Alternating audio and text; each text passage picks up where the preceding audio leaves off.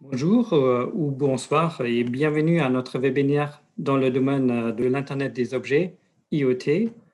Je m'appelle Dominique Matsutat, Chief Marketing Officer de Télécom Evolution et je vous invite à partager avec nous ce début de la soirée pour vous présenter l'état de l'art dans l'IoT et surtout comment passer à l'échelle avec votre projet IoT ou avec un projet dans l'IoT, ainsi que, bien sûr, pour répondre également à vos questions.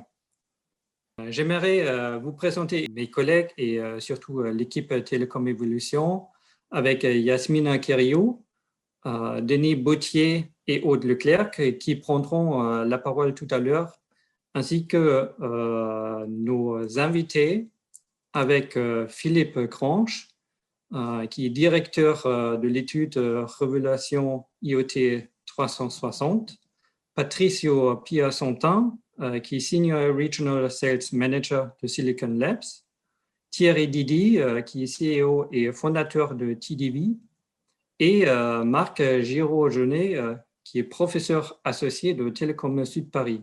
Mais tout d'abord, un petit rappel également qui a 10 cartes Thunderbird à gagner et surtout qui vous permet de vous lancer avec votre idée et ou projet en IoT immédiatement si vous répondez bien évidemment correctement à un quiz qu'on va vous transmettre en ligne suite à ce webinaire. Donc, pour petit rappel, les thèmes que nous abordons ce soir seront alors une synthèse des résultats de l'étude Révélation IoT 360 par Philippe et de Philippe, les illustrations concrètes de comment passer à l'échelle avec votre projet de l'IoT ou un projet de l'IoT. Et là, il y a l'intervention de Patricio et de Thierry. Et enfin, de vous présenter notre formation certifiante de Télécom Evolution dans ce domaine de l'IoT pour vous parler des compétences requises, des modules de cette formation et du calendrier, ainsi que d'autres formations que vous pouvez choisir à la carte. Avant de démarrer avec cette présentation, je vous présente alors. Vous pouvez poser vos questions à tout moment pendant le webinaire et je vous invite même à poser vos questions directement à l'intervenant. Donc d'indiquer en fait le nom de l'intervenant à qui vous souhaitez poser la question pour que justement celui-ci puisse vous répondre directement à ce moment-là.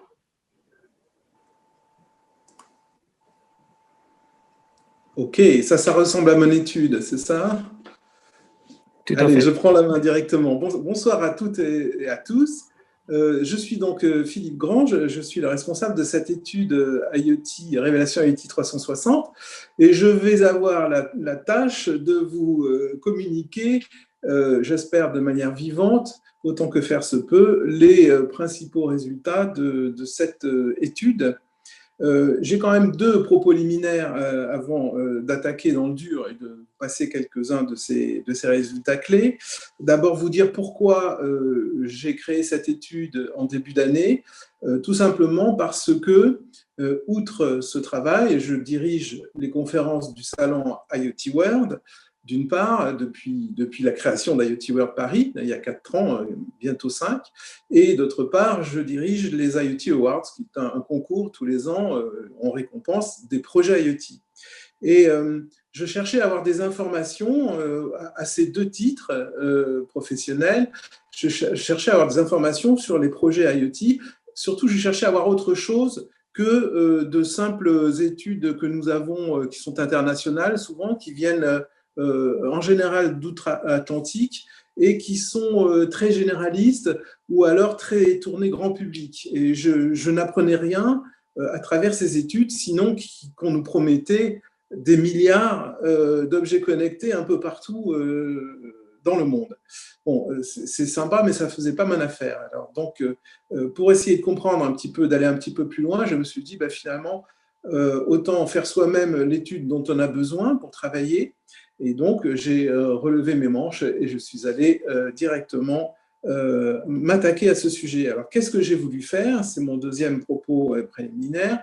J'ai voulu tout simplement prendre, sur la base d'une centaine de projets menés en France en ce début d'année 2020, prendre cette grosse centaine de projets, 108 de mémoire, et analyser, regarder, typer, voir un petit peu ce qu'il y avait de commun entre ces projets et ce qu'il y avait qui les différenciait.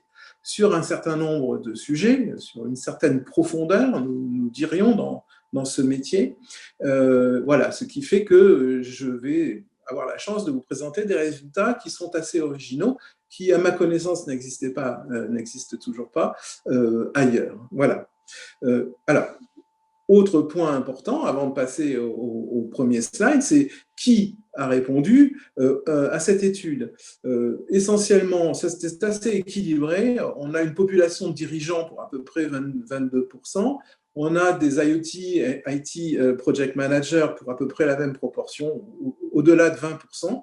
Des responsables métiers, on en reparlera tout à l'heure, à hauteur de 21%, et une autre population des ingénieurs et des personnes qui travaillent dans les cabinets, dans les services de R&D, pour 19%, et le reste étant relativement mélangé. Voilà.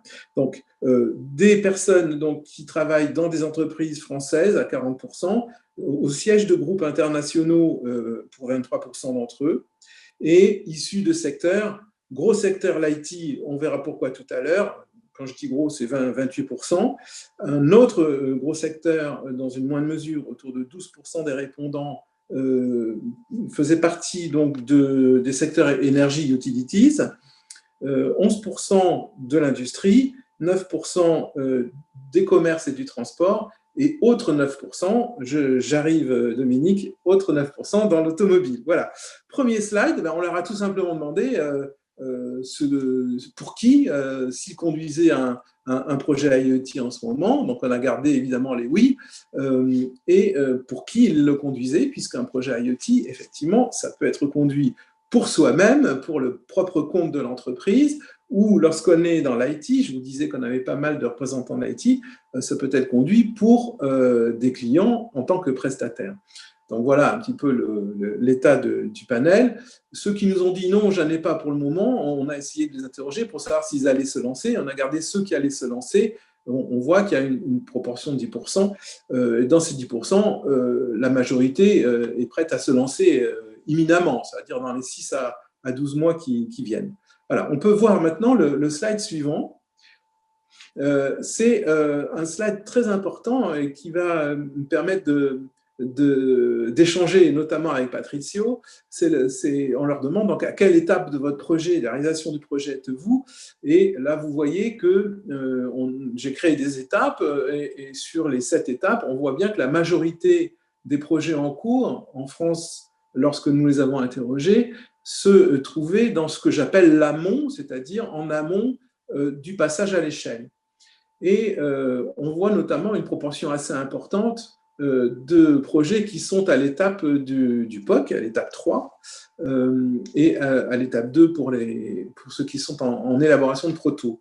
Et ce qui est assez remarquable, c'est qu'on s'est dit là, on sait par ailleurs, il y a une étude américaine l'année dernière d'ailleurs, qui montrait qu'il y avait énormément de problèmes pour ce passage du POC, cette traversée du POC pour aller vers le passage à l'échelle. Et effectivement, il semble que nous retrouvions cet amont des projets IoT qui soit, en tout cas, j'ose pas dire coincé, mais retenu au niveau des 3 premières étapes. Voilà, et puis vous voyez les étapes suivantes et quelques abandons, déjà.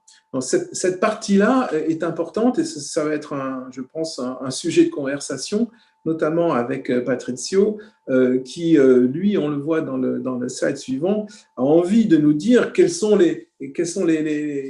comment faire pour justement ne pas se retrouver coincé, entre guillemets, à l'étape 3, à l'étape du POC, et comment faire pour passer sur cette étape suivante, qui est l'étape du déploiement à l'échelle et du passage à l'échelle, en fait. Voilà. Patricio, on peut peut-être voir ton slide. Oui, on le voit. Est-ce qu'on t'entend? On m'entend maintenant, ça devrait marcher. Bien, Formidable. merci Philippe. Alors effectivement, c'est un peu un cri du cœur parce que c'est la première fois où je vois une étude dans laquelle on montre clairement ce passage, cette traversée du désert, et c'est-à-dire ces 66% de projets qui finalement resteront au niveau du proof of concept. Alors, ce que je vais essayer juste en quelques mots avec ce transparent, en fait, c'est de montrer ce que nous, on a appris avec les grands groupes et avec les projets qui, justement, ont franchi cette traversée et finalement qui arrivent à apporter une vraie valeur ajoutée sur le marché.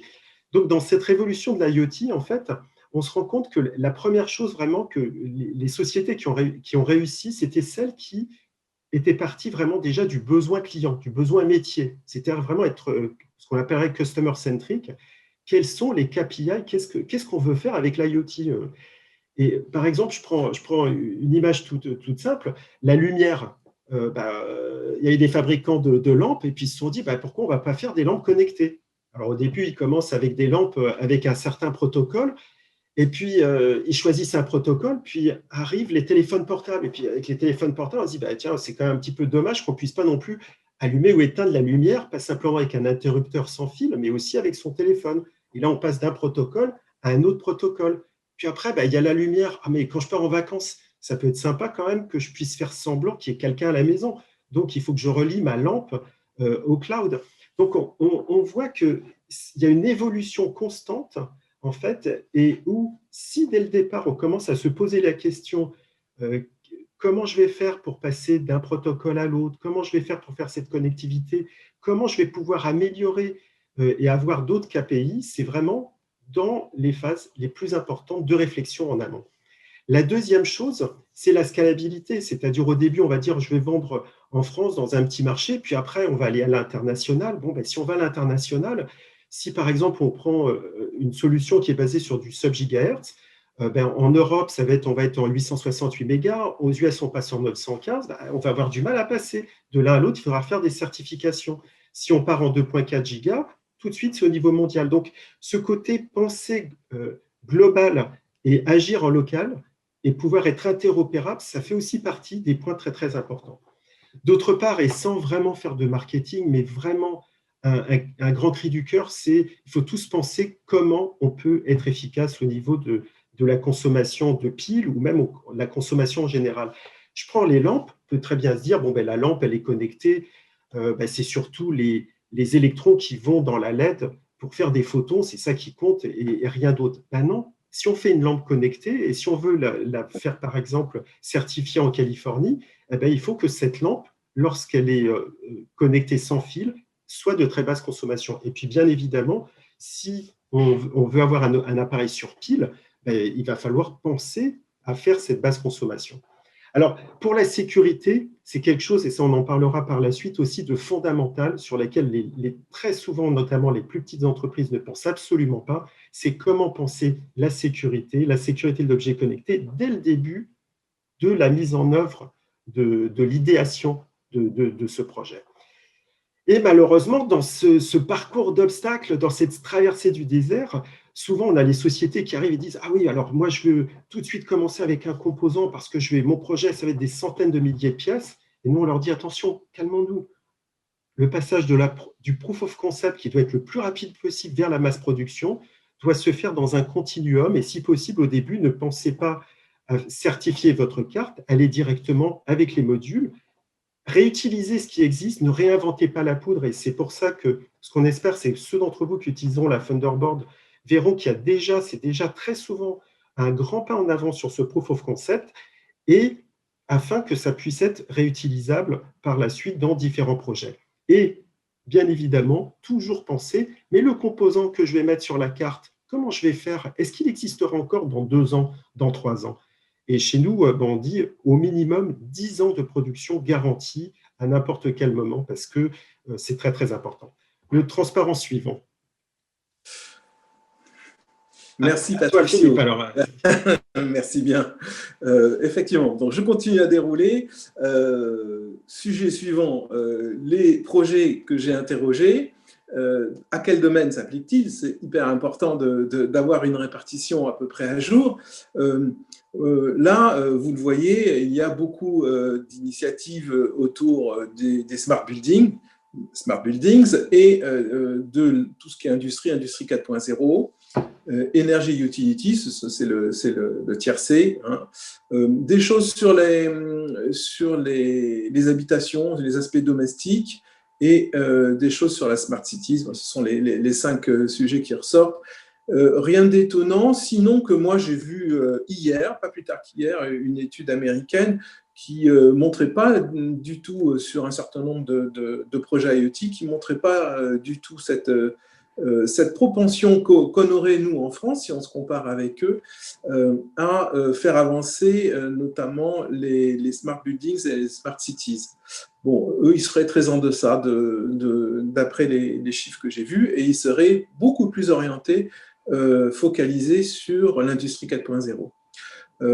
Si vous arrivez à lire les autres, dans les autres, ils sont classés par ordre d'importance décroissant. On a bien sûr tout ce qui est autour de l'automobile comme projet, de l'agriculture et de l'asset tracking. Si on passe au slide suivant, j'ai essayé d'aller un petit peu plus près du cas d'usage. J'ai essayé de mettre au point une sorte de classification. Alors, comment dirais-je, nous avons des engagements de confidentialité par rapport aux personnes qui nous ont répondu, donc j'ai essayé de les respecter, tout en mettant quand même quelques éléments d'information pour vous.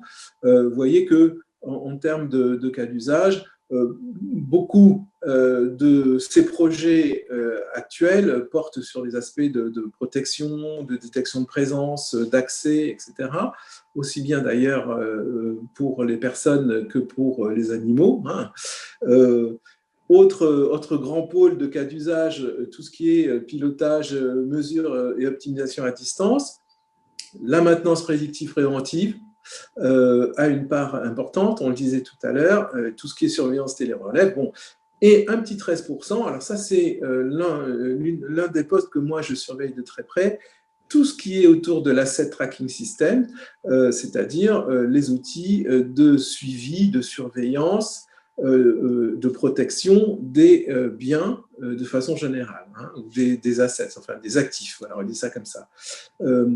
Voilà, très important ce sujet qui, lui, commence à donner lieu à une organisation des acteurs de l'IoT par filière, hein, on peut le dire comme ça. Éventuellement, on pourra en reparler plus tard si vous souhaitez. N'hésitez pas à poser des questions directement ou via Yasmina.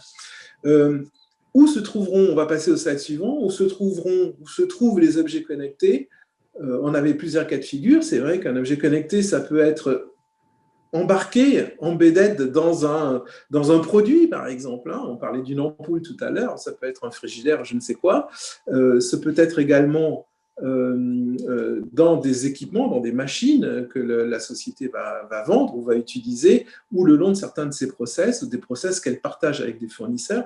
Donc là, ce qui est intéressant, c'est de voir cette répartition. On a un peu de tout, et on voit que les IoT quand même habitent toute la chaîne, en fait, la chaîne de valeur. On va en trouver partout à terme, hein, c'est évident. Ce qui nécessite, en tout cas, certaines précautions. Et là, on va revenir avec le slide suivant sur Patricio, parce qu'il y a des points communs à toute cette chaîne de valeur, et je sais que c'est l'une des préoccupations de Silicon Labs, des problématiques de sécurité dont tu as parlé tout à l'heure. On peut passer au slide suivant. Oui, tout à fait, Philippe. En fait, nous ce qu'on se rend compte, c'est où que l'on soit dans cette chaîne de valeur, de toute manière, il va falloir faire attention aux attaques.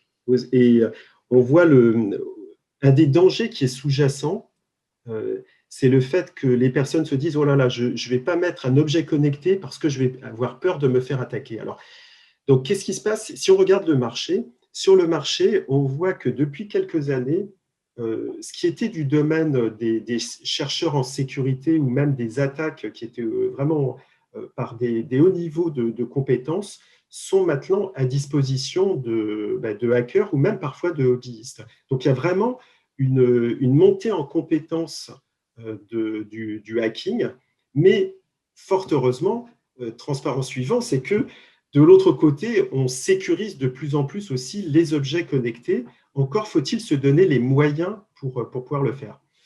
Donc, si on peut passer à l'autre transparent. Hop, voilà. Et là, je dirais que j'allais dire cocorico, mais là, c'est un cocorico européen. Alors, je ne sais pas comment on pourrait le dire maintenant, mais ce qui est sûr, c'est qu'avec la RGPD, on a commencé en Europe à faire attention à la privacy et être vraiment en avance sur le domaine de la protection de la privacy, en fait. Et là, avec l'EN 303-645, qui est une régulation donc, de l'ETSI qui a été votée en juin dernier, en fait, il y a toute une réflexion autour de la cybersécurité des objets connectés. Et ça, c'est très, très intéressant parce que cette prise de conscience va impliquer que tout notre écosystème va se poser quelques bonnes questions, qui sont des questions de base, mais qui sont de très bonnes questions à se poser dès le départ pour éviter justement qu'on puisse être facilement hackable et, si on se faisait attaquer, pouvoir y répondre. Alors, beaucoup de choses tournent autour de quoi? Il va falloir se protéger, avoir de la cryptologie, donc avoir de la crypto. Qui dit crypto, principe de Kirchhoff, il faut pouvoir protéger des clés, parce qu'à la fin, pour faire de la crypto, il faut avoir des clés, et ces clés, il faut qu'elles soient mises dans des endroits sécurisés.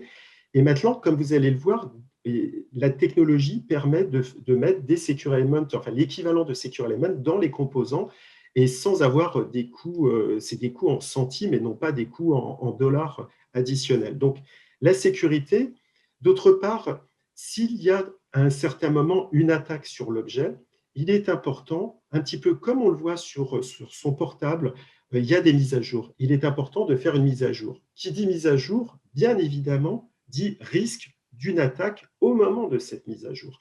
Donc, comment faire des mises à jour sécurisées? Et là, les fabricants de semi-conducteurs, en fait, travaillent pour rendre le plus simple possible des mises à jour sécurisées auprès des clients. Donc, de la crypto, de la protection, mise à jour sécurité, et comment aussi protéger les attaques de surface, c'est-à-dire il y a des moyens pour pouvoir attaquer, par exemple, si on fait des attaques en DPA, sans rentrer dans des détails plus technologiques, mais dans les composants, maintenant, on va avoir des contre-mesures qui sont mises à l'intérieur du composant, et finalement, en utilisant et en se posant ces bonnes questions, en vérifiant que tout ceci est bien mis dans le semi-conducteur, la personne a sa petite trousse à outils qui lui permet, en cas d'attaque, de pouvoir réagir sans avoir besoin de changer le système. C'est très, très important d'y penser avant, parce qu'avec cette normalisation, le risque qui est en train de se produire, c'est que j'ai un objet, s'il venait à se faire hacker et que je ne peux pas le débugger, je pourrais me retourner vers celui qui m'a vendu cet objet pour qu'il me le remplace. Et donc, d'où l'importance de pouvoir faire tout ceci d'une manière sécurisée avec des mises à jour. Si on peut avoir le transparent suivant. Merci, ça à toi, Philippe. Merci bien, ça revient dans mon escarcelle. Je fais une petite pause. Yasmina, est-ce que nous avons des questions? Alors, pour le moment, nous n'avons pas de questions, mais n'hésitez vraiment pas à poser vos questions, voilà. C'est vraiment le moment. Ok, super. Alors, on y va, on est bon de toute façon, il n'y a pas de souci. Alors, j'ai eu la curiosité de demander à nos responsables projets qui dirigeait en fait le projet IoT dans l'entreprise. Là, comme vous pouvez le découvrir, on voit que, contrairement à ce qu'on aurait pu penser, le projet IoT est souvent dirigé par la direction métier concernée. On aurait pu penser que les IoT, c'était peut-être, disons, l'affaire de la DSI, l'affaire de quelqu'un dans un coin qui s'occupe du digital. Voilà.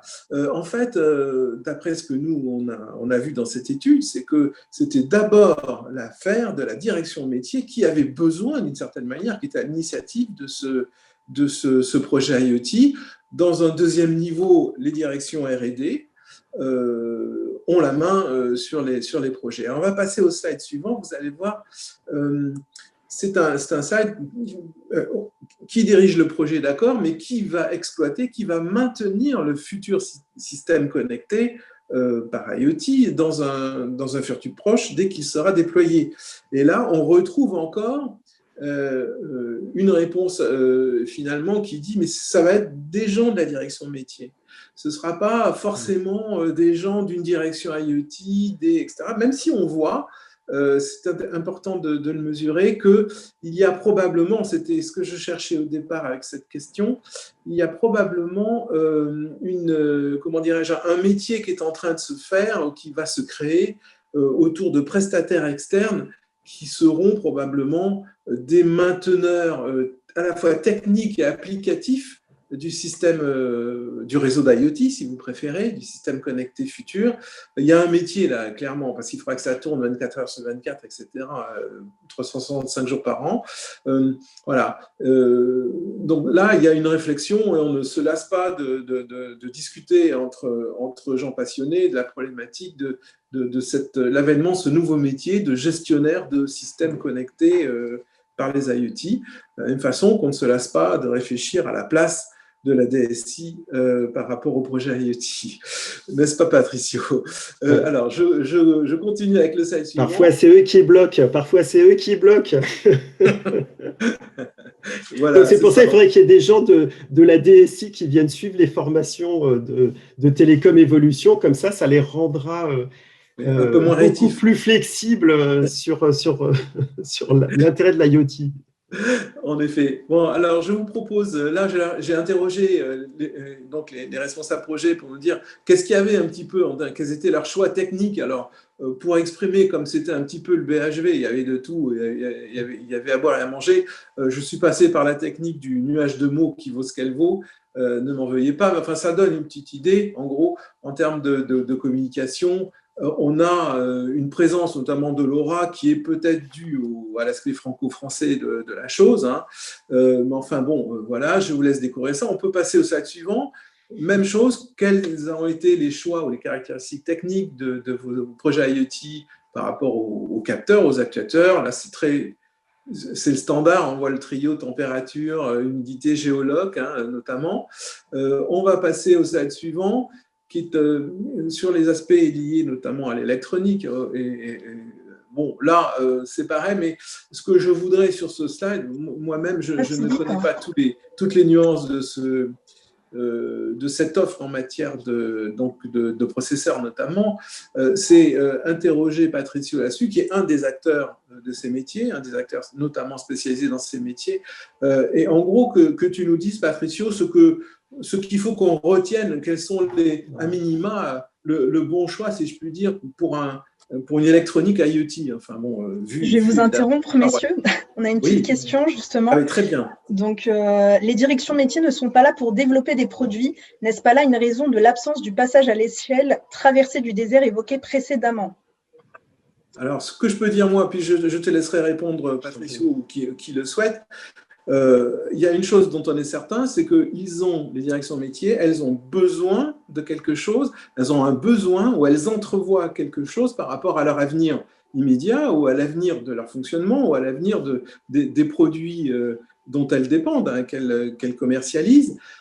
Et donc, elles ont cette implication première qui, je pense à des cas précis, qui fait qu'elles vont être plus alertes et plus enclines à démarrer quelque chose plutôt que d'attendre de mettre tout le monde d'accord au comité de direction ou dans certaines autres directions. Je parlais de la DSI tout à l'heure, ça peut être vrai aussi avec la direction digitale s'il y en a une, ou une direction data s'il y en a une.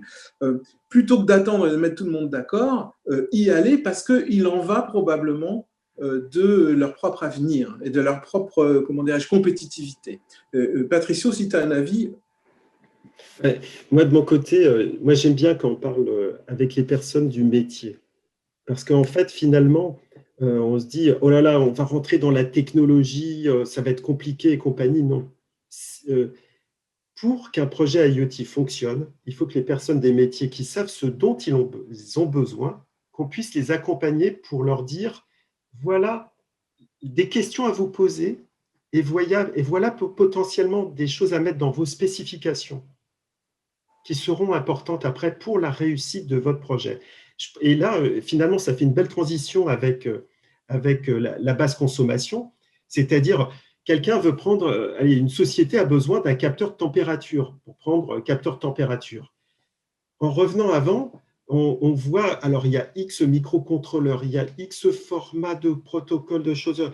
Les personnes sont perdues au départ, elles sont perdues. Donc, souvent, il faut revenir à des choses simples et concrètes. Donc, première chose, on veut faire, mettons, dans un projet, on a besoin de basse consommation. Si ce n'est pas aujourd'hui, c'est demain, on a besoin de ce paramètre-là. Il faut expliquer aux personnes que on a besoin donc de quelque part d'un composant, d'accord, qui doit avoir une fonction de processing. On doit pouvoir avoir le cœur d'un microcontrôleur. Mais un microcontrôleur, quelque part, ça peut lui-même, avec un programme, aller toutes les millisecondes, ou potentiellement toutes les heures, ou peut-être tous les jours, récupérer une information de timing pour la mettre en mémoire et éventuellement agir et la transférer. Tout le monde peut comprendre qu'avoir un processeur qui tourne sans arrêt pour faire ce travail-là, ça consomme beaucoup d'énergie. Et potentiellement, si c'est sur pile, une pile pourra durer que quelques mois. Si maintenant on explique qu'il est possible maintenant avec la technologie, si on doit mesurer quelque chose, par exemple, toutes les heures, d'avoir un composant qui ne consomme rien, c'est-à-dire le processeur est arrêté, et que c'est juste le petit real-time compteur, un compteur qui va compter une heure avant éventuellement d'aller faire une mesure, que cette mesure, peut-être, on aura mis un seuil et de vous dire, c'est simplement quand le seuil se déclenche une ou plusieurs fois qu'il faudra réveiller le processeur. Donc, ça veut dire que rien qu'en pensant basse consommation, parfois, mettre et réfléchir quel type d'architecture peuvent avoir du sens. D'accord ? Mais ça, il faut donner ces informations-là au métier pour leur dire, attention, mettez bien sur la consommation que vous avez besoin de basse consommation. Passez à l'étape, on va prendre le transparent suivant. Voilà. Donc, sur celui-ci, on peut se dire, oh là là, mais c'est pas fait pour du métier, ça, c'est pas pour nous. Ben non, la personne peut très bien comprendre que pour faire son système d'IoT, il va y avoir besoin déjà de composants dans lesquels il y a des fonctions processing. Il faut qu'il y ait des fonctions de sécurité qui soient directement intégrées dans le système pour répondre aux besoins amont que j'ai exprimés dans le premier transparent que j'avais commenté sur ces besoins métiers, d'accord ? Et le fait que tout soit intégré et que les personnes aient des notions des consommations. Un processeur, c'est en gros 20 à 40 microampères par mégahertz, ça consomme énormément. Un real-time compteur, ça peut être quelques centaines de nanoampères. Donc, ça veut dire que le même objet, s'il est suivi et géré directement par le processeur, potentiellement la pile durera un mois. Si c'est géré avec un RTC, ça sera potentiellement 5 ans, 10 ans, 20 ans. Donc, les informations relatives à la technologie doivent pouvoir être explicables à des gens du métier pour qu'ils puissent prendre des décisions. Mais ceci ne suffira pas parce qu'il y a beaucoup de choses. Il faut passer aussi sur la partie logicielle qu'on verra ultérieurement. Pour revenir au transparent que j'ai vu tout à l'heure de Philippe, justement, est-ce qu'il y a beaucoup de sociétés de semi-conducteurs qui ont des microcontrôleurs? Bien sûr, il y en a pléthore. Est-ce qu'il y a des composants qui savent faire du Bluetooth? Oui. Est-ce qu'il y a des composants, des sociétés qui savent faire du Zigbee? Oui. Est-ce qu'il y a des sociétés qui savent faire du sub-giga? Oui. Maintenant, quand on commence à regarder quelles sont les sociétés qui savent faire tout ceci en mode basse consommation et sécurité dans le même environnement de travail et qui permettent justement des rotations de business model, là, il y en a beaucoup moins. Et c'est pour ça que, si vous voulez, nous, c'est tout ce qu'on a appris avec les grands groupes qui ont choisi nos technologies et qu'on supporte et qu'on est en train d'aider. C'est parce qu'il faut pouvoir faire facilement des rotations de business model. Il faut rapidement passer d'un protocole à un autre protocole. Il faut que ces protocoles soient de bons standards et qu'ils puissent avoir un bon niveau de qualité. Mais pour ce faire, c'est beaucoup plus complexe pour qu'à la fin, ce soit simple pour l'utilisateur final et pour que le responsable métier puisse se dire « oui, je peux faire » sans avoir besoin de casser toute mon infrastructure. Voilà un petit peu la réponse par rapport aux quelques transparents que j'ai vus. Il y a un Philippe. slide qui t'appartient juste après. Ouais, oui, je vais voir, on va passer. Et donc, dans ce transparent-là, parce que c'est un transparent qui est vraiment, vraiment important pour l'IoT, c'est le fait de dire qu'à la fin, l'IoT se trouvera d'un point de vue matériel, il faut qu'il y ait un support. Et le support là, ben, c'est le tout petit carré que l'on voit, le tout petit carré qui est ici, qui est le composant, qui lui-même peut être sous la forme d'un module.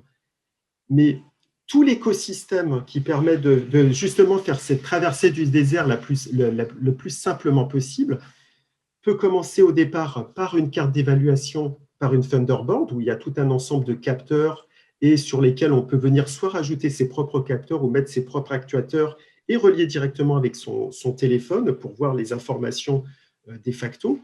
Il faut qu'il y ait l'environnement de travail donc permettant de faire les tests, permettant de voir en radiofréquence différentes cartes communiquant entre elles, mais surtout, la partie logicielle devient fondamentale. Et pour que cette partie logicielle devienne fondamentale, nous, ce qu'on a fait, c'est qu'on a développé, vous pouvez télécharger donc Simplicity Studio, qui est notre environnement de développement, dans lequel vous allez pouvoir avoir des pointeurs pour vous dire, voilà, qu'est-ce que vous voulez choisir comme protocole? Vous voulez du Bluetooth? Très bien.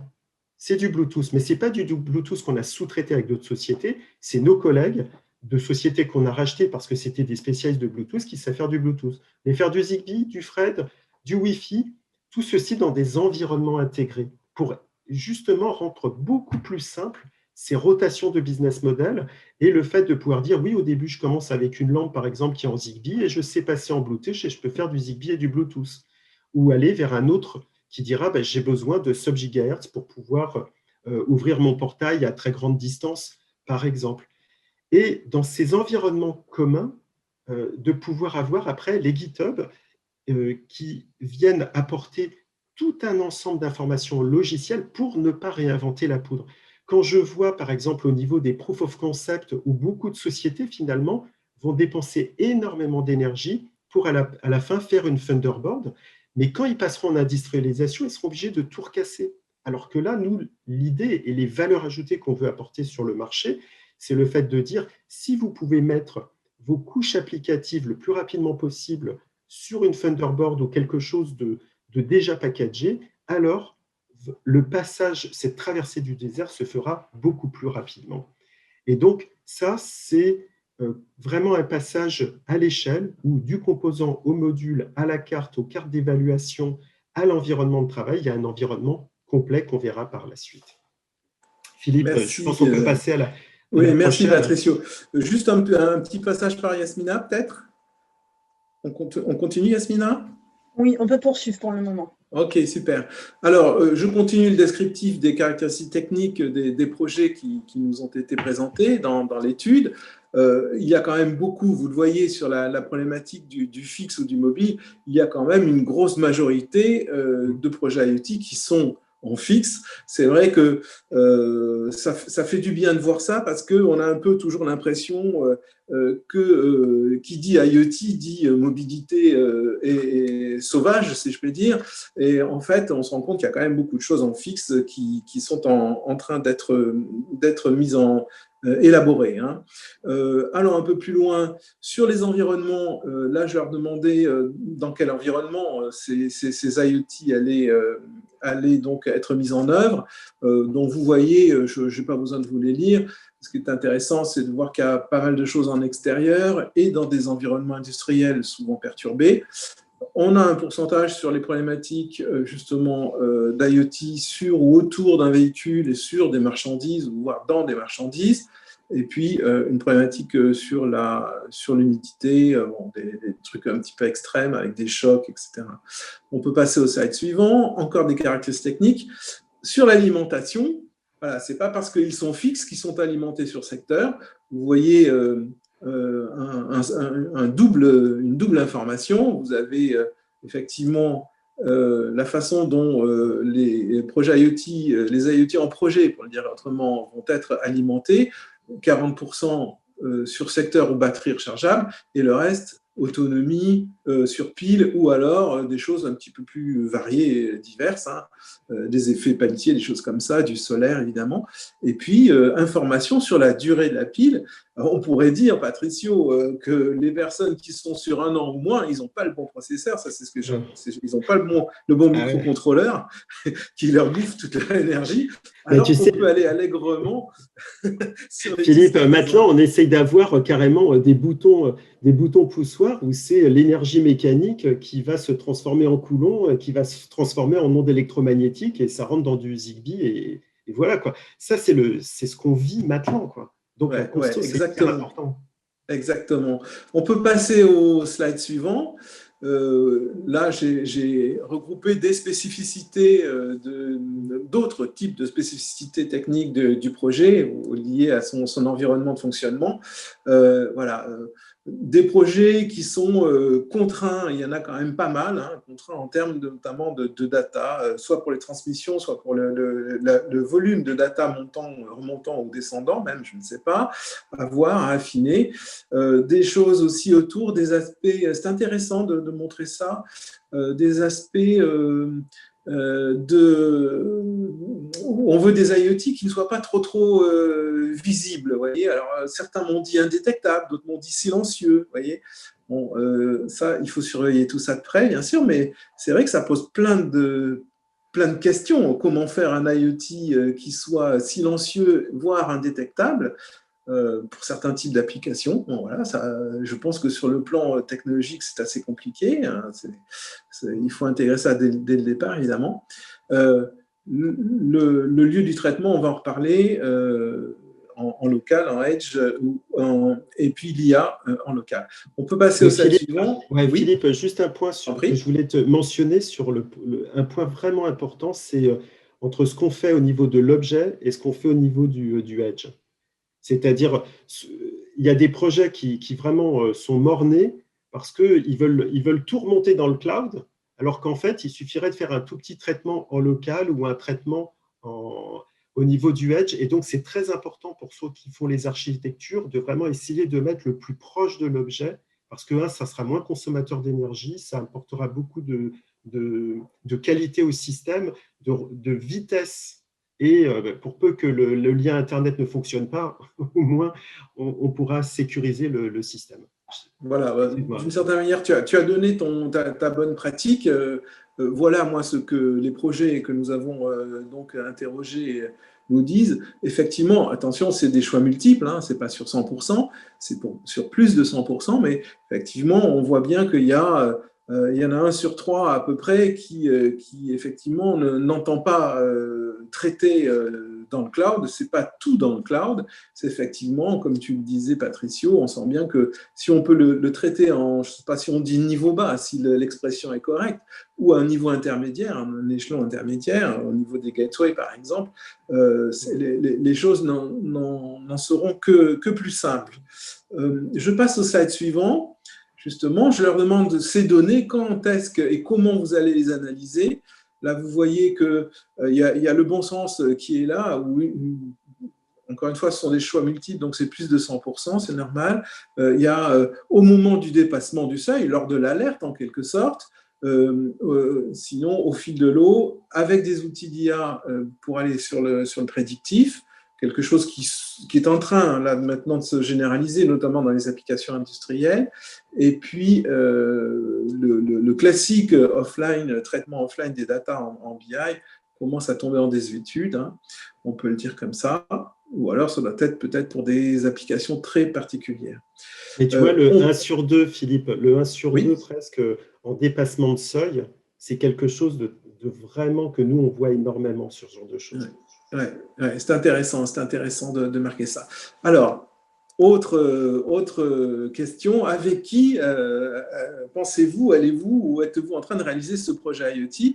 Là, moi, je me posais plein de questions là-dessus avant d'avoir ces résultats. Je pensais effectivement que les sociétés n'avaient pas forcément la connaissance en interne pour y aller tout seul. Là, vous voyez, il y en a quand même plus de 30% qui disent moi j'y vais en interne, on a les compétences en interne. Et je suis assez étonné de voir, par exemple, que pour celles qui cherchent du soutien, elles vont avec un éditeur de plateforme notamment, et puis avec un spécialiste fonction métier, ce qui est assez intéressant. Peut-être un petit commentaire sur ce qui est déceptif pour moi, c'est de me dire, mais compte tenu de ce que tu as dit, notamment par rapport à la problématique de la cybersécurité, qu'il n'y a que 6% des projets qui sont en cours actuellement qui feraient appel à un spécialiste de la cyber. Bon, voir, et puis peut-être que ça va nous permettre de passer. Ah oui, j'ai interrogé, si on avance d'un slide, j'ai interrogé les gens pour savoir ce qu'ils faisaient en interne, pour quelles raisons ils faisaient ce projet en interne. Vous voyez, si on veut bien avancer le slide, voilà. Bon, il y a ceux qui disent, effectivement, on le fait en interne parce que nous avons déjà l'expérience IoT en interne. On se posait une question ensemble, Patricio, de savoir si, effectivement, ceux qui avaient la chance d'avoir un ensemble, enfin, des compétences qui sont assez nombreuses, on va en reparler, pour mener des études IoT, ont une avance qu'elles ont probablement l'intention de garder, ça c'est à peu près certain. Il y a des aspects de confidentialité. Dans les cas d'usage qui nous ont été exposés dans cette étude, on a vu qu'on avait des projets IoT pour l'espace, pour la sécurité, pour les véhicules, enfin des choses. Et c'est normal qu'il puisse y avoir aussi des problématiques de confidentialité. On avance d'un cran, c'est encore moi qui ai la main. Ça, c'est un slide. En fait, c'est 2 slides mis en un. Je pose la question aux gens, mais est-ce que vous êtes allé chercher des moyens financiers? Et ça, c'est important pour vous.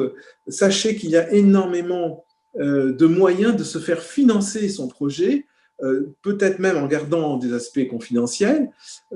Et là, je vois que les projets en cours, pour une bonne moitié, ils disent on n'a pas besoin d'argent, on a l'argent pour le faire. Alors, si c'est pour aller jusqu'au POC, probablement, la question se posera après, là, quand il va s'agir de passer à l'échelle.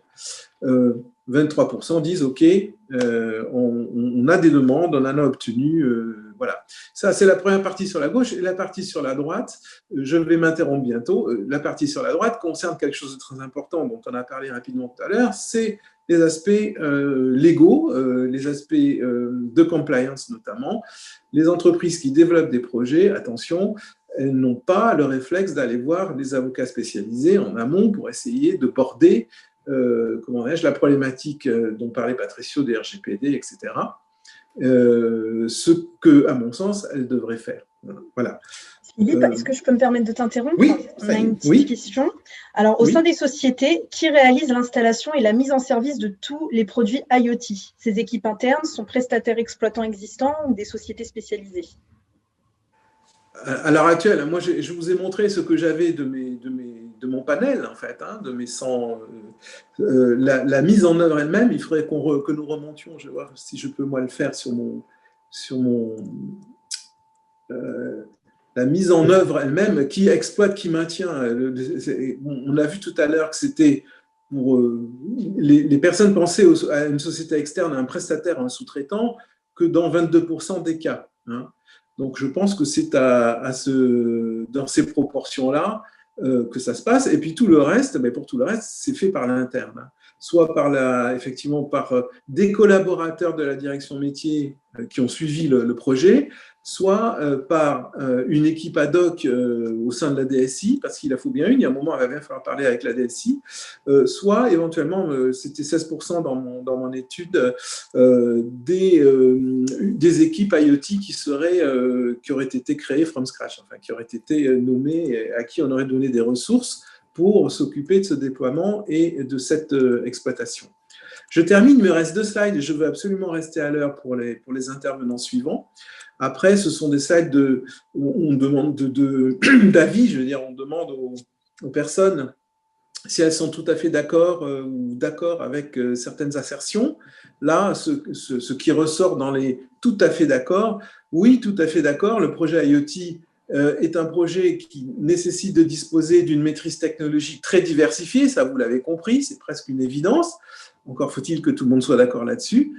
Oui, un projet IoT, c'est surtout de l'assemblage technologique qui pose en creux la question ou les questions des standards, des normes et de la sécurité liée au fait qu'on est en train de faire, si je peux dire, une sorte de Lego en quelque sorte technologique. Et puis, slide suivant, alors on est un peu en retard, vous pouvez avancer de 2 si c'est possible. On va passer sur les, voilà, merci, on va passer sur les pas d'accord du tout ou pas d'accord sur ces assertions. Quand je leur dis, vous ne trouvez pas qu'il y a beaucoup d'acteurs, excuse-moi Patricio, il y a beaucoup d'acteurs IoT et des offres, on ne comprend plus rien. Ils disent non, pas du tout, on n'est pas d'accord avec cette assertion. On pense que c'est bien qu'il y ait des acteurs, on n'est pas perdu dedans. Est-ce que vous pensez qu'il faut créer une direction IoT dès le début du projet, vous voyez qu'on reboucle avec des questions que je leur avais posées en amont, que ce soit pour le lancement du projet, pour l'exploitation et la maintenance, donc ça recoupe aussi votre question, Yasmina, la question de tout à l'heure. Là, le panel dit non, ce n'est pas nécessaire, on peut se débrouiller sans. Donc on voit bien qu'il y a une sorte d'emprise du projet IoT par les métiers et par les gens qui en ont vraiment le plus besoin, je veux dire. Voilà. En gros, là, moi, ça termine les slides de mon étude, mais j'ai envie de relancer Patricio sur une synthèse. On a vu ces aspects, comment dirais-je, nombreux sur le plan de la technologie. Il faut des outils, il faut des méthodes, il faut des offres. Quid, finalement, qu'est-ce qu'à minima il nous faut avoir pour essayer de passer correctement à l'échelle ces projets IoT, Patricio? Et c'est là, je pense, l'autre transparent. En fait, on aurait envie de dire c'est simple de faire compliqué, c'est compliqué de faire simple. Ouais. Et donc, c'est pour ça que je pense que ce qui est en train d'être fait là avec Télécom Évolution, il va y avoir besoin de beaucoup de formations. C'est-à-dire notamment pour ceux qui n'appartiennent pas à des grands groupes, qui ont déjà toute cette expertise en interne avec une vraie expertise métier, des gens de l'IoT qui connaissent bien, ainsi de suite. Il va y avoir besoin, notamment pour les PME, PMI, d'être accompagnés à la fois avec ceux qui font la formation, qui pourront leur donner une vision globale. En ce qui nous concerne, nous, Silicon Labs, nous, notre contribution, c'est le fait de dire qu'il y a un continuum où du composant pour aller vers des applications métiers, que ce soit du home automation, de la lumière, de l'industrie automation, du metering, des applications consumer, mais que pour faire ce continuum, il faut aider à pouvoir choisir les bons protocoles de communication. Pour cela, il faut être quand même guidé, aidé pour montrer les avantages des uns et des autres. Nous, Silicon Labs, la beauté, c'est qu'on est quand même pratiquement complètement agnostique sur tous les protocoles, que ce soit en fréquence ou que ce soit type de protocole. Mais après, de mettre des environnements, parce que les environnements, finalement, ne sont pas visibles du client. Le client va être guidé au fur et à mesure de l'expression de ses besoins.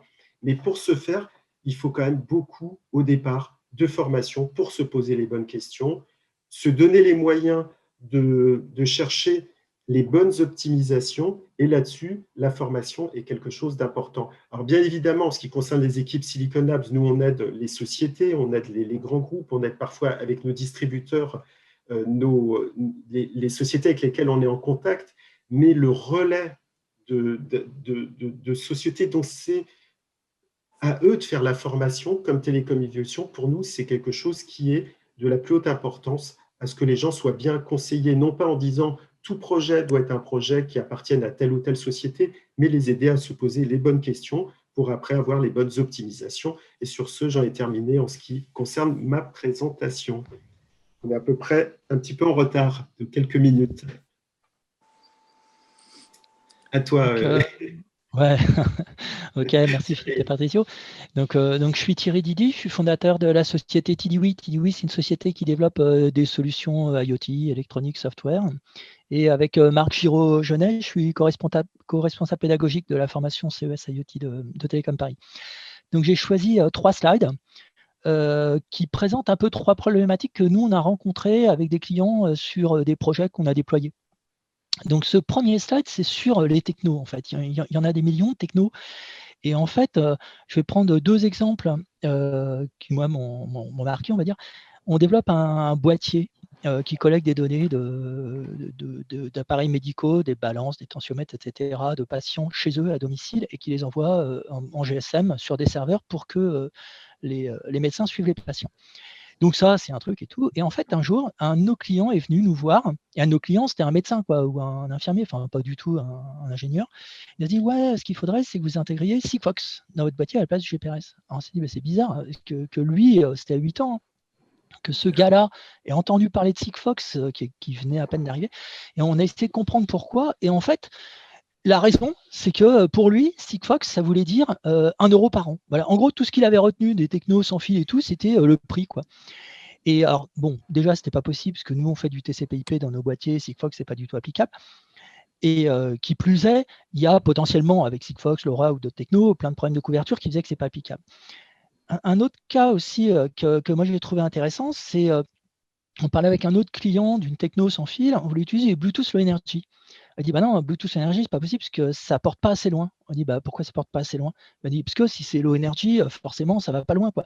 En gros, lui, c'est pareil, il a fait le raccourci, bah, si je veux consommer pas beaucoup, bah, je vais pas loin. Alors qu'en fait, c'est complètement faux. Il y a alors, dans des conditions très, très optimisées, mais il y a des essais en Bluetooth Low Energy qui vont à plus d'1 kilomètre, quasiment 2 kilomètres. Donc, quelque part, je ne suis pas en train de dire qu'il faut utiliser du Bluetooth Low Energy si vous voulez faire un lien d'1 kilomètre, ce n'est pas la question. Ce que je veux simplement dire, c'est que la techno que vous allez utiliser, il va falloir l'utiliser en fonction de votre besoin. Donc après, on peut essayer de réfléchir un peu aux critères qui vont faire que vous utilisez une techno ou une autre. Si vous faites de l'industrie, un endroit ou du smart building, un endroit où tous vos capteurs finalement sont dans votre building ou dans 2 buildings, 3 buildings, ou du smart farming, vos capteurs sont tous dans un champ, 2 champs. Là, en gros, vous pouvez très bien utiliser quasiment n'importe quelle techno, on va dire, et puis gérer votre réseau. Si vous développez un objet et que cet objet, lui, après, doit être déployé dans des endroits que vous ne connaissez pas, si vous vendez l'objet, vous ne savez même pas où il va être déployé, là, clairement, on comprend bien que vous n'allez pouvoir utiliser que des technologies qui sont fournies par des opérateurs. Parce que quand on pense opérateur, on pense, ouais, je vais payer 2 euros par mois, 3 euros par mois, 10 euros par mois. En fait, un opérateur, c'est pas ça. Un opérateur, il opère. Donc, il gère le réseau, il déploie le réseau, il le maintient, etc. Il assure, enfin, il y a quand même un vrai service d'opérateur. Voilà. Donc, ce que je veux dire, il y a une vraie problématique en premier lieu, savoir comment vous allez les déployer. Après, il y a une autre problématique qui peut se poser, c'est savoir, est-ce que vous comptez utiliser un smartphone, le vôtre, celui de votre client, comme gateway pour vos objets? Est-ce que vous voulez que les objets puissent utiliser un smartphone pour se connecter au réseau? Si vous avez cette problématique, du coup, ça simplifie un peu le problème, puisque du coup, dans les smartphones, il y a quoi? Il y a du Wi-Fi, du Bluetooth Low Energy. Donc, du coup, c'est clair. Ensuite, il y a d'autres problèmes. Donc, alors je ne vais pas tous les citer parce que ça va être un peu compliqué, mais il y a la conso, évidemment. Il y a des technos qui vont consommer très peu. Si vous avez un objet, je prends un compteur d'eau, il va devoir durer 10 ans, 15 ans sur 2 piles. Donc, clairement, on ne va pas faire du Wi-Fi sur un compteur d'eau. Si tous les objets ont besoin de sécurité, Patricio en a parlé pas mal de la sécurité. En fait, moi, j'ai vu pas mal de gens qui disent, ouais, mais moi, mon système, à la limite, la sécurité, je m'en fous, les données, c'est pas très important. Mais en fait, si, c'est vachement important parce que si votre objet, bon, tant que vous en déployez 2, tout va bien. Mais le jour où vous en déployez 10 000, bah, qu'est-ce qui va empêcher quelqu'un de prendre un de vos objets, le copier et puis faire le même? Ça, c'est une chose. Si votre objet n'est pas sécurisé et qu'un de vos concurrents veut vous ennuyer, qu'est-ce qui va empêcher un concurrent d'aller volontairement perturber? Bon, voilà. Donc, je ne vais pas insister trop là-dessus, mais c'est super important. Il y a un autre problème qui est la portée des technologies. C'est-à-dire, clairement, les technologies sous 1 GHz vont porter plus loin que les technologies à 2 GHz. Il y a le coût. Donc, le coût, ce qu'on appelle le CAPEX, le coût pour acheter le module. J'achète un module 4G, c'est clair que ça va coûter plus cher qu'un module Bluetooth. Et le coût d'OPEX, c'est-à-dire combien je paye pour opérer mon réseau tous les mois. C'est-à-dire, c'est vrai que si je fais du GSM, du LTE ou je ne sais quoi, le coût, soit je vais payer un abonnement, soit je ne vais pas en payer. Je vois une question, il est admis que l'IoT impacte nombre de secteurs, smart building, équipement, agriculture. Ma question est de savoir, on est avec l'agriculture de précision pour l'aide à prise de décision. Alors, ouais, bon, j'ai bien vu la question, mais je ne suis pas sûr que ça va répondre. En gros, sur l'agriculture de précision, ce qui est sûr, c'est qu'il y a des solutions de localisation ultra précises, que vous connaissez peut-être, je ne sais pas qui pose la question, mais il y a des solutions, bon, on connaît tous le GPS comme solution de localisation. On sait que le GPS n'est pas ultra précis, mais on peut l'améliorer, le GPS, avec du RT GPS ou du RTK GPS, c'est-à-dire qu'on va mettre à côté de votre récepteur GPS une sonde qui va permettre d'avoir de la précision à quelques centimètres près, quoi. Alors, je ne sais pas si ça répond à la question qui a été posée. Dominique, je crois que tu voulais répondre quelque chose.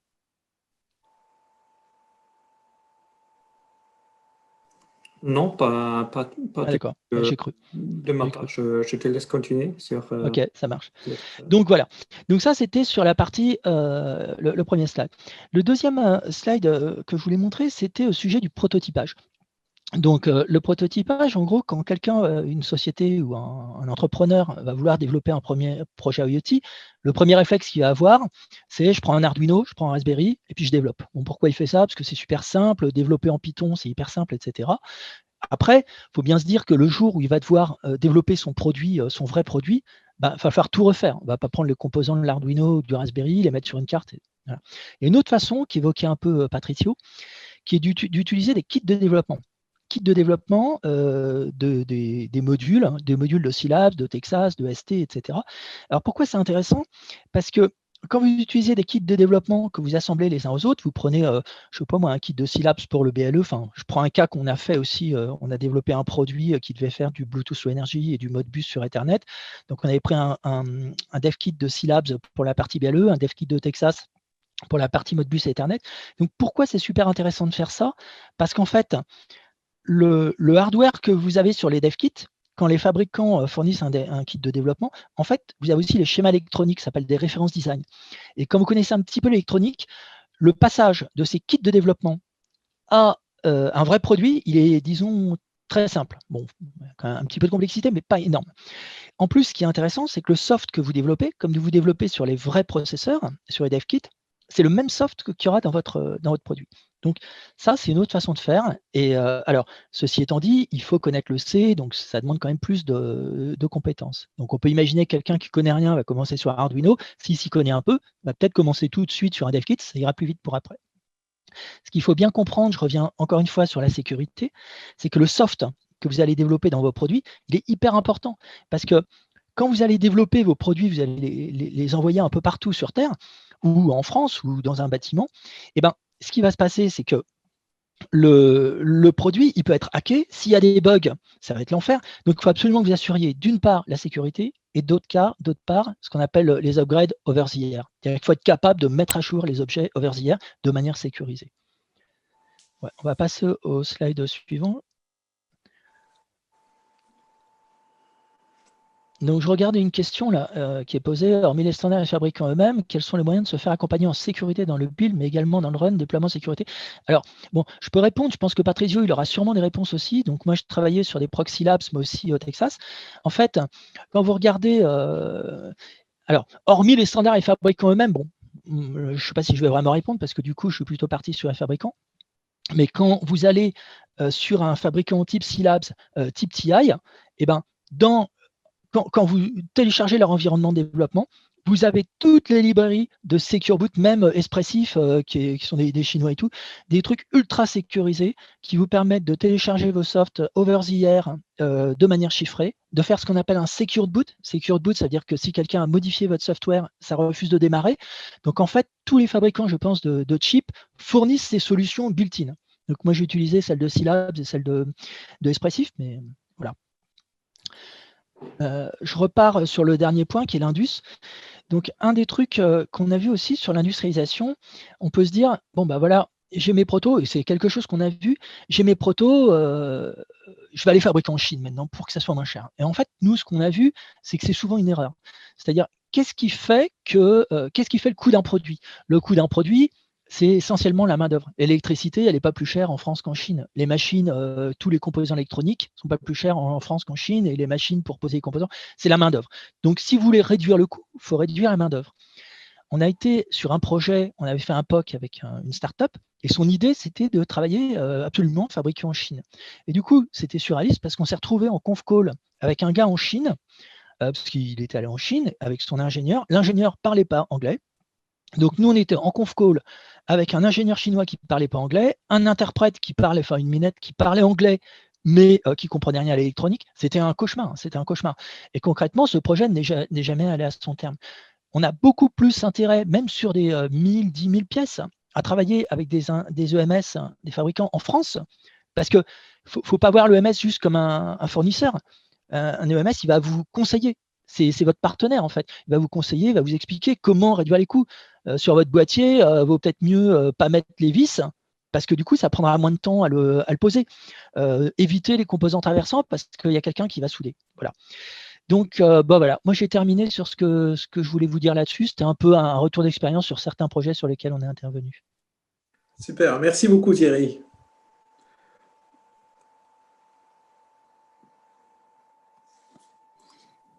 Voilà, Denis, c'est à toi. Il faut que j'active le micro, voilà. J'ai activé le micro. Donc, merci à tous pour cette vue technique.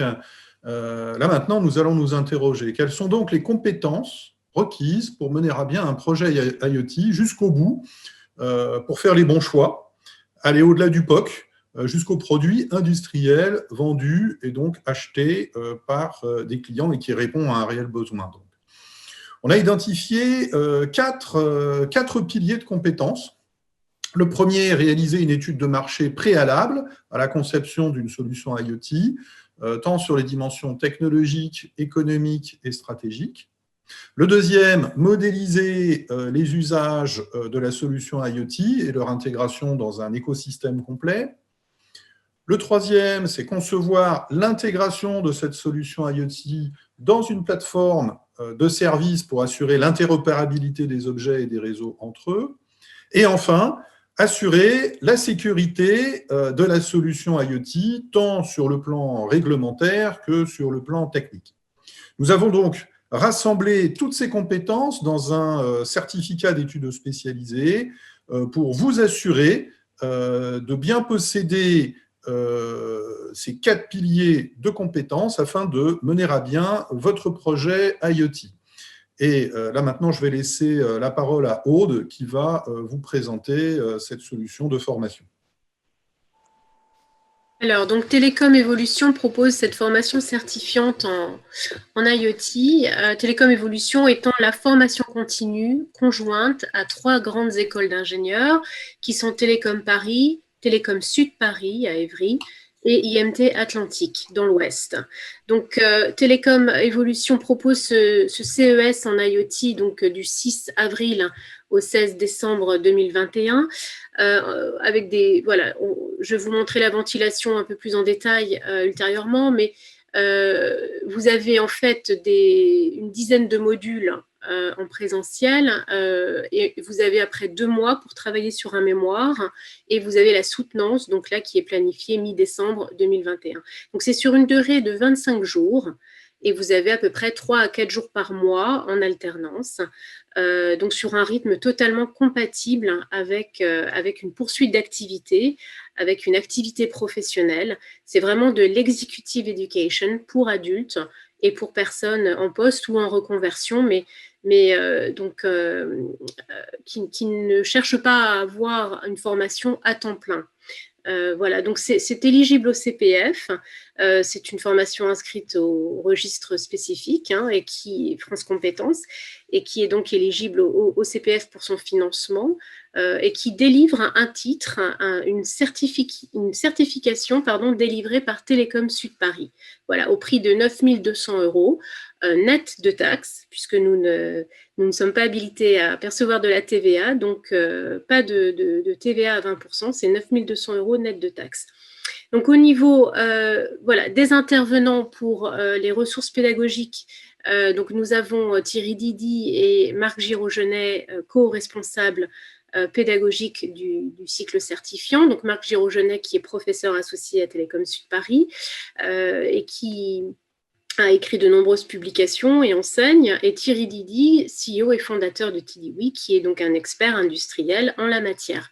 Denis Bottier, qui est donc responsable de l'offre chez Télécom Evolution, et également responsable du domaine IoT, très passionné par le domaine.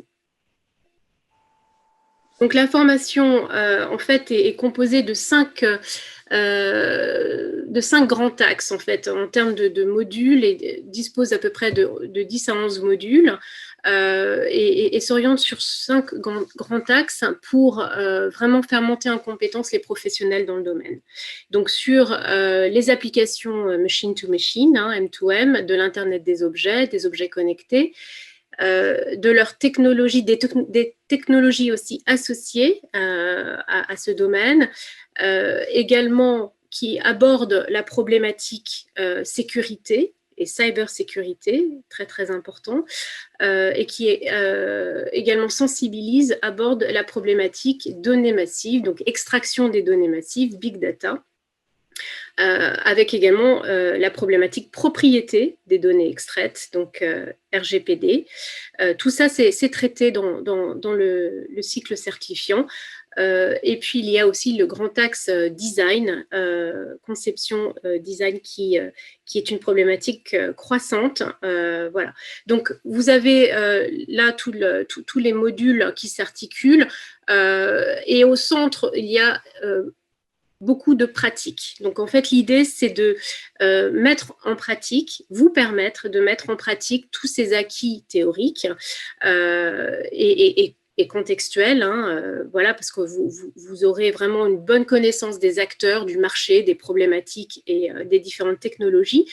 Et là, vous aurez aussi la possibilité de mettre en pratique, sur des plateformes de services pour l'IoT, sur de la géolocalisation aussi des applications dans l'IoT, sur l'Internet des objets, en ayant bonne connaissance des différents protocoles pendant ce cycle de formation.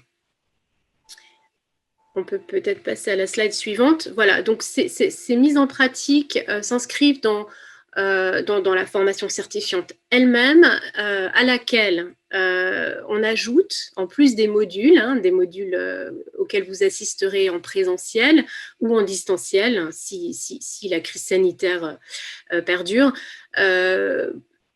sera couplé de gros modules, enfin de gros piliers. C'est les projets de groupe avec restitution en équipe, donc ça c'est vraiment très très important, où là vous allez traiter de plusieurs exemples et cas d'usage pour avoir un beau panorama, et vous allez également avoir votre projet personnel qui fera l'objet d'un mémoire, qui fera l'objet d'une soutenance individuelle devant le jury pédagogique, et ce projet professionnel peut être votre projet professionnel également, donc pour votre employeur ou pour votre propre entreprise et innovation et aventure entrepreneuriale. Donc, tout ceci, tout ce triptyque-là de formation théorique avec TP, atelier, blended learning, parce qu'il y aura aussi un MOOC, voilà, plus les projets de groupe et études de cas à restituer en équipe et le projet personnel, tout cela convergeant vers votre projet professionnel. Donc, c'est important qu'on connaisse votre projet professionnel en amont, dès votre manifestation d'intérêt pour poursuivre cette formation, mais ce n'est pas un problème s'il n'est pas si défini que ça, puisque vous aurez au moins 10 mois pour vraiment bien le travailler et le construire. Voilà, donc là c'est la ventilation dans le temps du calendrier de la formation pour la promo 2021. Donc avec un lancement officiel donc le 6 avril, et puis vous avez donc les différents modules qui s'enchaînent à raison de 3-4 jours par mois. Vous avez un mois assez dense, le mois de juin 2021, donc là vous aurez 3 modules, et puis mois de mai et mois de septembre, et de octobre, donc de fin octobre jusqu'à mi-décembre, vous aurez ce temps de travail personnel sur votre mémoire. Voilà. Temps durant lequel vous serez tutoré. Vous serez accompagné par Thierry Didy et Marc Giraud-Genet voilà, pour bien vous guider. Voilà, donc je suis en tout cas joignable à cette adresse, à cet email, également sur mon portable pour toute information et je serai donc ravie de vous accompagner, de vous renseigner. Également sur les problématiques financement ou les questions financement, voilà, et notamment le CPF. Je vous remercie. Je passe la parole à Denis. Oui, Denis. Voilà, je reclique à nouveau sur le bouton son. Merci Aude pour la présentation de cette première formation qui est le CES, qui aborde effectivement l'ensemble des compétences de bout en bout et qui vous accompagne dans la réalisation de votre projet dans la durée pour vraiment que ces compétences prennent racine. Mais en plus de ce CES, donc, qui regroupe toutes ces compétences, nous proposons aussi d'autres formations courtes à la carte de 2 à 3 jours. Et si vous ne souhaitez pas suivre l'ensemble du CES, vous pouvez suivre l'une ou l'autre de ces formations qui vous sont présentées sur le présent slide, qui sont partie prenante du CES. Elles sont aussi accessibles à la carte. C'est-à-dire si vous avez vraiment le sentiment d'être déjà très compétent en la matière, mais que vous souhaitez faire un zoom sur telle ou telle partie, eh bien, vous pouvez suivre l'une des formations de ce CES qui se trouve listée ici. Peux-tu passer au slide d'après, s'il te plaît? Merci. Nous avons aussi donc d'autres formations courtes à la carte qui sont complémentaires à celles du CES pour approfondir telle ou telle compétence. Alors, nous avons un stage sur les systèmes embarqués qui permettent de comprendre l'interaction qu'il y a entre le matériel et le logiciel. Donc là, on va dire qu'on rentre dans le dur. Il ne faut pas perdre de vue que souvent, un objet, on peut le toucher, il y a des composants électroniques à l'intérieur, et des fois, on est très près de ce composant. Nous avons aussi un ensemble de formations qui abordent les protocoles de communication, comme l'OPC-UA, la RFID, le NFC. Nous avons 2 formations sectorielles, une sur l'IoT comme accélérateur de la transition énergétique. En effet, l'IoT est l'un des moyens très prometteur dans une maîtrise plus intelligente de la gestion énergétique pour faire des économies. Une aussi sur l'impact de l'IoT dans le domaine de la santé. En effet, les interactions entre les soignants et les patients sont de plus en plus ténues et augmentées à l'aide de l'introduction des IoT. On peut être soigné à distance, les soignants peuvent intervenir à distance aussi, on peut capter des informations sur le malade ou le patient au sens large où il est, qu'il soit chez lui ou dans le milieu hospitalier. Donc le patient est moins seul en fait. Et on peut envisager un suivi beaucoup plus rapproché de l'état de santé d'un patient. Nous avons aussi une formation qui permet, si vous n'êtes pas expert de l'IoT, c'est des choses qui arrivent, de comprendre l'IoT pour dialoguer avec les experts qui vont justement vous entourer pour compléter les compétences que vous n'avez pas afin de vous permettre d'agir quand même sur un projet IoT. Donc, ce sont des formations qui sont à la fois théoriques et à la fois pratiques, comme vous pouvez le constater sur le présent slide. Peux-tu passer au slide suivant? Merci. Donc, l'ensemble de nos formations sont accessibles sur le site www.telecom-evolution.fr. Nous avons plus d'une centaine de formations et sur le domaine de l'IoT, nous vous avons présenté ici à peu près 10% de notre offre. Pour toute question, n'hésitez pas à envoyer un mail à contact@telecom-evolution.fr. Peux-tu passer au slide suivant? Merci. Voilà. Et n'oubliez pas de bien répondre aux questions qui vont vous être envoyées. Nous ne vous poserons pas la question « Quelle est la couleur du cheval blanc ?» d'Henri IV, mais si vous avez bien suivi le webinaire, vous pourriez être le regagnant de l'une de ces 10 cartes. Donc, je tiens à remercier, au nom de toute l'équipe, Patricio de Silicon Lab pour ce beau cadeau qu'il vous offre pour vous aider à la réalisation de vos projets. Et Philippe, pour la très grande qualité de son étude, pour tous les acteurs qui vont mener un projet IoT, ainsi que Thierry Didy, qui a apporté son expertise reconnue. Et je passe maintenant la parole à Yasmina pour la partie questions-réponses. Donc, n'hésitez surtout pas à poser vos questions, toujours avec la fonction Q&R qui se trouve donc justement en bas à côté de participants. Alors, on a une question du coup. Quelle formation encore plus basique que comprendre l'IoT, car elle nécessite déjà des connaissances électroniques? Non, il n'y a pas de prérequis particulier, si ce n'est une appétence pour l'IoT.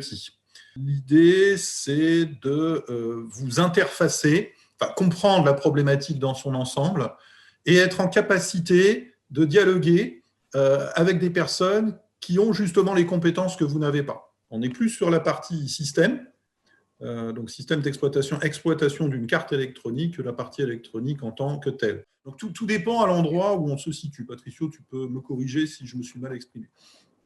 Si tu veux, moi, ce que je remarque, c'est la chose suivante, c'est qu'il y a beaucoup de projets qui sont un échec, mais ce n'est pas lié à l'électronique ou quoi que ce soit, c'est lié à la spécification en amont. Les relais de Télécom Évolution qui vont former cette nouvelle génération de personnes qui vont toucher de près ou de loin l'IoT, que ce soit du côté métier jusqu'aux ingénieurs qui vont être dans l'implémentation. C'est important de créer ce type de communauté. Je vous remercie tous, d'abord à l'équipe, aux intervenants et invités. Merci pour votre présentation. Et à nos participants, donc, on revient vers vous avec ce quiz en ligne suite à ce webinaire. Et tentez votre chance pour gagner une carte qui pouvait vous permettre de réaliser une idée ou même si vous avez déjà un projet concret en tête pour l'IoT, de vous lancer. Et à la prochaine fois pour un autre webinaire sur Télécom Évolution avec l'équipe, peut-être sur d'autres domaines et avec d'autres invités. Merci, au revoir. Merci à vous tous. Merci, au revoir. Au revoir, bonne soirée.